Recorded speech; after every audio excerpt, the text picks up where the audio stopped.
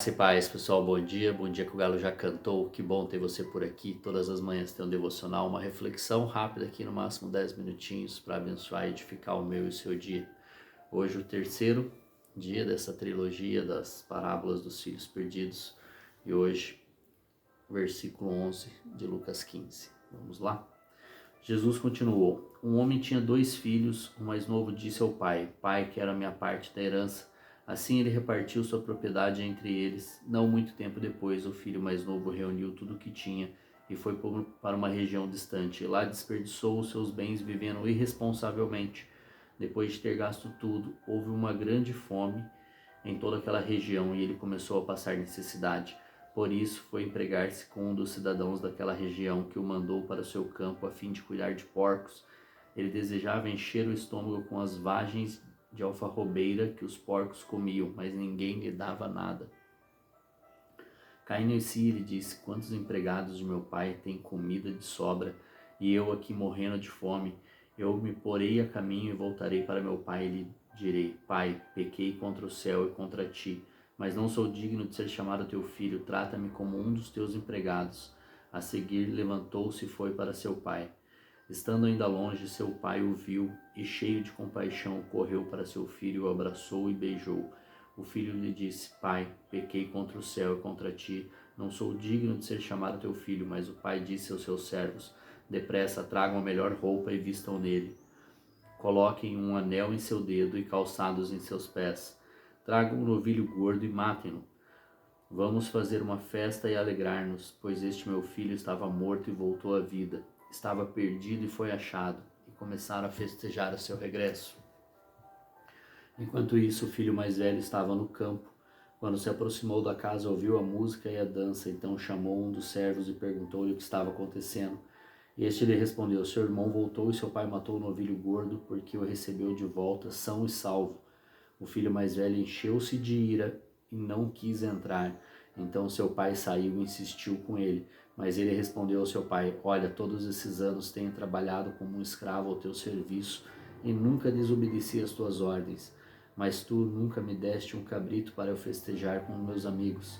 Mas quando volta para casa este teu filho, que esbanjou os teus bens com as prostitutas, mata um novilho gordo para ele. Disse o pai: meu filho, você está sempre comigo e tem tudo, e tudo que tenho é teu. Mas nós tínhamos que celebrar a volta deste seu irmão e alegrar-nos, porque ele estava morto e voltou à vida, estava perdido e foi achado. Amém. Texto um pouquinho longo, mais longo do que o costume aqui, mas uma parábola muito bem elaborada por Jesus, muito bem dita, e nos ensina muito, porque aqui tem o filho que se perdeu para fora, como na a primeira parábola da ovelha perdida, e o filho que estava perdido dentro de casa e nem tinha percebido, e nem percebeu o quanto rancor havia no seu coração quando seu irmão voltou, porque ele estava trabalhando, e ele foi questionar o pai, porque tanto ele tem feito e não tem recebido um novilho, sequer um cabrito, até menor do que este irmão que estava perdido e gastando e esbanjando e vivendo a vida louca, digamos assim, lá fora, e estava perdido e agora voltou. O pai faz uma grande festa. É exatamente isso que acontece no reino dos céus. Muitas vezes nós agimos como de o que foi para fora, vivemos assim, e quando nós retornamos a uma grande festa. E glória a Deus por isso, por aqueles que retornam, assim como um dia eu retornei, o Senhor me recebeu de braços abertos, foi me abraçar como abraçou este filho e me deu novas vestes, um anel, novas sandálias e fez uma festa.